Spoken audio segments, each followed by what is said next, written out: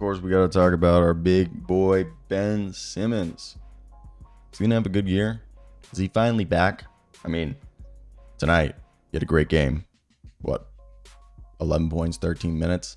It's an impressive performance. So before we start today's video, as usual, we got to talk about Ben Simmons because people love to hear their opinions on Ben Simmons or other people's opinions on Ben Simmons. And I've always been someone who has given him the benefit of doubt that I understand back injuries are incredibly debilitating and honestly life-altering, as well as anything mental health related, and hoping that the guy who was drafted #1 overall, who was a multi-time all-star at the beginning of his career, arguably when he was at his best, was the best defender in the league and one of the best point guards, can hopefully come back. Because if it does, they could maybe sign him to a long-term deal that's really cheap and then use him as a trade asset. It's not that unlikely. So let's just talk about it and let's get right into today's video. I want to hear your thoughts down below. What do you think of Ben Simmons and what's the expectations? So yeah, I forgot to unclip the House of Highlights in the beginning of that. Embarrassing. So Ben Simmons made an immediate impact for the Brooklyn Nets. Let me hear your thoughts down below in the comment section. In their 131-92 win over the Washington Wizards, obviously, the Washington Wizards. He set the tone with the team's first 3 shot attempts. And Simmons, starting at center for the second straight game in place of injured Nick Claxton, is a guy that can play every single position on the floor, if you guys didn't realize that already. And this is a team that is currently through the preseason 1-1. Simmons aggressively drove to the rim for 4 quick points to start the game. In just 13 minutes, he finished with 11 points on 5 of 7 shooting. Grabbed 5 rebounds and dished out 2 assists. And he looked the most aggressive we had seen him since he returned from injury. And this game marked Simmons' second appearance after missing 67 games last season due to a back injury. And he looked far more confident compared to last year's preseason opener. His chemistry with Dennis Schröder was particularly evident as the 2 guards continued to connect multiple times for easy buckets. Simmons also made a strong defensive play, drawing a charge on Corey Kesper in the early first. And despite his limited minutes, Ben Simmons' contribution was really good, and all his production came in the first half before Zaire Williams replaced him in the second. Head coach Jordi Fernandez explained that Ben Simmons is limited in minutes, noting that the team is carefully managing his recovery from back surgery by stating that there's a plan and emphasizing that the real game minutes are crucial to Simmons' gradual recovery and that he could have played more than the first half, but they're taking it step by step.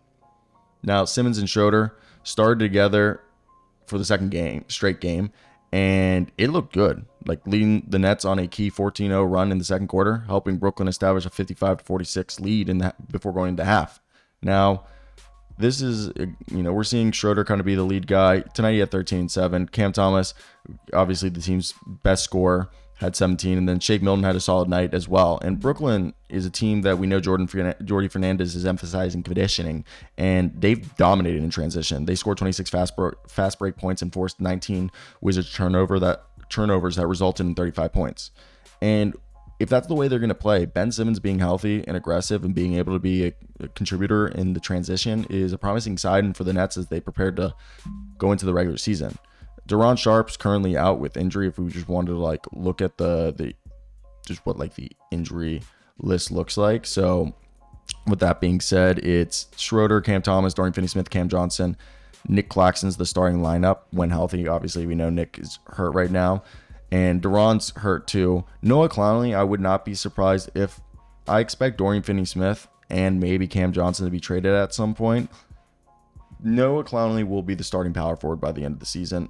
I also wouldn't be surprised if Cam Thomas is either moved to a 6-man role, or if he's traded, they could go with the Dennis Schröder, Ben Simmons, or if Dennis Schröder is traded, Ben Simmons would start next to Cam Thomas. But I think this is like a decent way to look at what the lineup is currently going to be. I wouldn't be surprised if Zaire Williams is in front of Trendon Watford in the rotation. But yeah, I think when you look at this, you can tell that this team is really a lot of length, wings. They're going to try to kick the ball out in transition. And for me, that's something I'm fine with. I think this is a team that they can go out, they can score, and be able to be impactful in terms of how they can win games. Now, Ben Simmons' performance was especially encouraging, as the team's decision to start him at center alongside Dennis Schröder could offer a glimpse into how Brooklyn plans to utilize the dual guard lineup, especially when Nick Claxton returns, a strategy that has worked so far pretty well in the preseason. And the Nets are going to continue to monitor Ben Simmons' health and wrap up his minutes. His role as a playmaker and being the defensive presence will be a key factor if Brooklyn hopes to be rather successful this year. I mean, they're tanking, but maybe they could surprise people and be kind of like the Utah Jazz. Regardless, I think they're tanking, but be like the Utah Jazz, surprise people for the first half, trade the players, then tank the second half after the All-Star break. Ben Simmons' performance was especially encouraging given the history and he's played just 57 games of the last 2 seasons. His ability to push the ball in transition, then dominate inside, gives the Nets an extra dimension on both ends of the floor. As Jordi Fernandez gradually increases Ben 10's playing time, Brooklyn fans are hopeful that Ben Simmons can return to his All-Star form. And now the Nets obviously have solid contributions coming from their bench with a combination of our boy Jalen Wilson looking really good. Noah Clowney and Jalen Wilson combined for 25 points. And another thing, I know it's the Washington Wizards, but Brooklyn held Washington to 40% shooting and 17% from 3. Looking at, I think they just need to build off this momentum, and so will Mr. Big Boy Ben Simmons. And hopefully by the end year, that he could be someone that could really, really help them get back to where they want to be. And I still do believe that they are a rebuilding team and that they're going to be tanking. But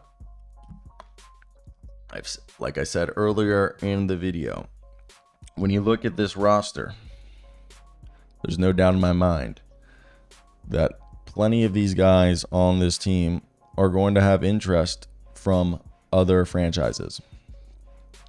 And I wouldn't be surprised if by having these older guys play, they're going to be able to maybe have the chance to flip them for some assets. I've thoroughly loved the idea of Ben Simmons figuring it out and having a reclamation year, or being a reclamation project go right. It would be cool. At the end of the day, does this mean that the Nets won the Harden trade?